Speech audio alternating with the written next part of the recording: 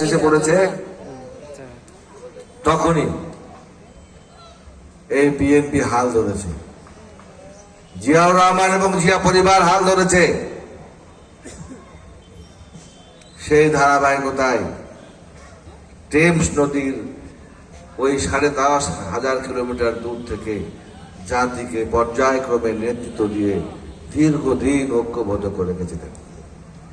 যেমনটি দুষ্কৃতিকারীরা ঔপনিবেশিক শক্তি, সাম্রাজ্যবাদী শক্তি শহীদ রাষ্ট্রপতি জিয়াউর রহমানকে হত্যা করতে চেয়েছিল বিএনপিকে ধ্বংস করার জন্য, ঠিক তেমনি দেশনেত্রী বেগম খালেদা জিয়াকেও কারাগারে হত্যা করতে চেয়েছিল বিএনপিকে ধ্বংস করার জন্য, এবং বর্তমানে প্রধানমন্ত্রী জনাব তারেক রহমানকেও হত্যা করতে চেয়েছিল বাংলাদেশ থেকে চিরতরে বিএনপিকে মুছে ফেলার জন্য, কিন্তু তেমনটি হয় নাই। ইতিহাস কথা বলে, সাক্ষী দেয়, দেশের মানুষ যখন কোনো ক্রাইসিসে পড়েছে তখনই জিয়াউর রহমান এবং জিয়া পরিবার দেশের মানুষের হাল ধরেছে।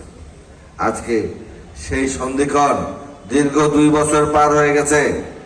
আমরা দেখেছি একটি অন্তর্বর্তীকালীন সরকারের সময় বাংলাদেশের মানুষ যেটা চেয়েছিল সেইটা কিভাবে ডাইভার্স করার চেষ্টা করা হয়েছিল, বিভিন্ন দিকে প্রবাহিত করার চেষ্টা করা হয়েছিল।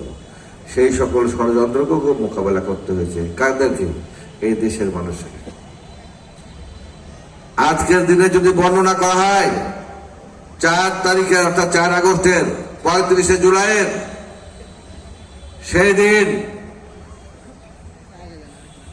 বিএনপি সরাসরি ঘোষণা দিয়েছিল, এটা জনাব তারেক রহমানের ইনস্ট্রাকশনে হয়েছিল। 6 তারিখে ছিল অবরোধ, 6 আগস্টের সমস্ত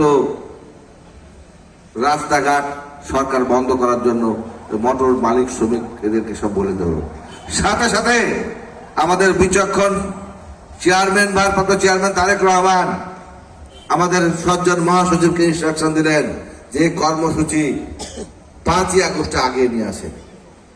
আজকে সেই 4 আগস্ট, সেই 4 আগস্টে 6 তারিখের কর্মসূচিকে 5 তারিখে আগে না আসা হয়েছিল, এবং সেই ঘোষণা দিয়েছিল ছাত্র জনতার মাঝ থেকে। 3700 ঘোষণা দিয়েছিল। আমরা কারো অবদানকে আমরা খাটো করতে চাই না, কিন্তু আজকে মুক্তিযুদ্ধকে যেমন একটা দল দখল করতে চেয়েছিল, এই জুলাই অভ্যুত্থানকেও একটা গোষ্ঠী তাদের করায়ত্ত করতে চায়। কিন্তু আমাদের বক্তব্য অত্যন্ত স্পষ্ট, দেশের জনগণ, সকল স্তরের জনগণ, বিশেষ করে ছাত্র জনতা আমাদের চোখে আঙ্গুল দিয়ে দেখিয়ে দিয়েছিল। তারা যখন রাস্তায় অকাতরে তাদের নিজেদের জীবনকে উৎসর্গ করছিল, তখন তাদের গার্জেনরা কেউ বাড়িতে বসে থাকতে পারে নাই।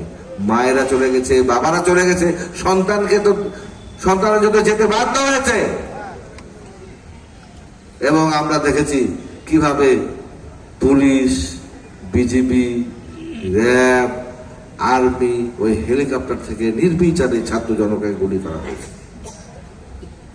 সে এক বিভীষিকা। তারপরে আমরা এও দেখেছি যে মিরপুরে যখন ছাত্র জনতার উপরে সর্বশেষ আওয়ামী লীগের লেলিয়ে দেওয়া ওই পেটুয়া বাহিনী, যুবলীগের সাধারণ সম্পাদক নকুল নাকি না, যুবলীগের নিখিলের নেতৃত্বে সাধারণ জনগণের উপর যখন গুলি বর্ষণ হয়, এদেশে দেশপ্রেমিক সেনা সদস্যরা সেদিন বন্দুকের নল ঘুরিয়ে দিয়েছিলেন, ওই নিখিল বাহিনীকে ফাঁকা গুলি করে ফাঁকা করে দিয়েছিলেন, যেমনটি করেছিলেন এই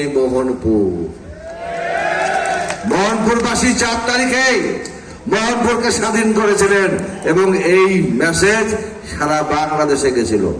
আমরা তাই অনুপ্রেরণা দিবস হিসাবে এই 4 তারিখে আমরা মোহনপুরে এই কর্মসূচি বাস্তবায়ন করার চেষ্টা করছি। আজকে বাংলাদেশের মানুষ তাদের সিদ্ধান্ত নিয়েছে, রাষ্ট্র মেরামতের 31 দফাকে তারা ধারণ করে বিএনপিকে নির্বাচিত করেছে, অন্যান্যদেরকেও ভোট দিয়েছে। ভোটে যারা অংশগ্রহণ করেছে তাদের প্রত্যেককে আমরা কৃতজ্ঞতা জানাই। সাথে সাথে একটু বলতে চাই, আসেন আর পিছন দিকে না যায়। গুণ, খুন, রাহাজানি, মিথ্যা মামলা, অপশাসন, দুর্নীতি,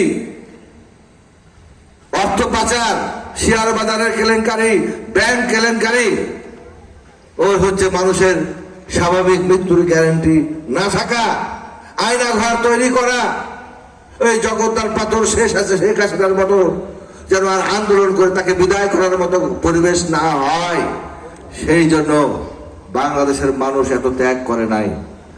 আমরা সেই জন্য সবাইকে আজকের যার যতটুকু এখানে কন্ট্রিবিউশন সেটাকে আমরা স্বীকার করে নিয়ে সবাই মিলে আমাদের নেতা তারেক রহমানের আহ্বানে সবার মিলে আগামীর বাংলাদেশ বিনির্মাণ করতে চাই। সেই জন্য আপনাদের প্রত্যেকের সহযোগিতা চাই।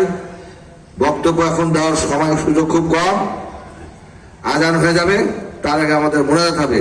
তবে এইটুকু বলতে চাই, আমরা যে সমস্ত কমিটমেন্টগুলি করেছি, মা বোনদের জন্য ফ্যামিলি কার্ড, কৃষক ভাইদের জন্য কৃষি কার্ড, ওই দিন মজুদের জন্য শ্রমিক কার্ড, স্বাস্থ্যসেবা নিশ্চিত করা, শিক্ষা গুণগত মান বৃদ্ধি করে সময় উপযোগী শিক্ষা প্রদান করা, এইগুলি এবং স্কুল কলেজ রাস্তাঘাট কলকারখানা সবকিছু উন্নয়ন এবং প্রবৃদ্ধি সাধন করা আমাদের লক্ষ্য। সেই জন্য আপনাদের প্রত্যেকের ঐকান্তিক সহযোগিতা চাই। আমরা বেকার সমস্যার সমাধান করতে চাই, আমরা হচ্ছে আমাদের যুবক ভাইদের কর্মসংস্থান করতে চাই, আমরা হচ্ছে আমাদের মা বোনদেরকে স্বাবলম্বী করতে চাই।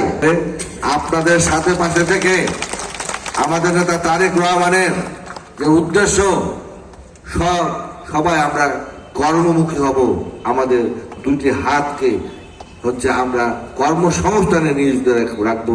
আসসালামু আলাইকুম ওয়া রাহমাতুল্লাহি ওয়া বারাকাতুহু। ধন্যবাদ।